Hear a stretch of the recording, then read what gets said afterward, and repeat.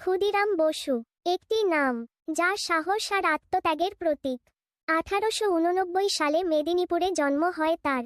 ছোটবেলাতেই মা বাবাকে হারিয়ে জীবনের কঠিন বাস্তবের মুখোমুখি হতে হয়, কিন্তু সেই কষ্টই তাকে দুর্বল করেনি, বরং দেশপ্রেমে আরও দৃঢ় করে তোলে।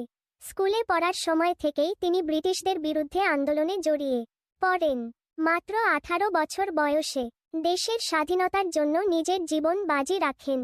1908 সালে তিনি এক ব্রিটিশ অফিসারকে লক্ষ্য করে বোমা নিক্ষেপ করেন, কিন্তু দুর্ভাগ্যবশত ভুল গাড়িতে আঘাত লাগে। নির্দোষ মানুষের মৃত্যু হয়। এরপর তাকে গ্রেফতার করা হয়।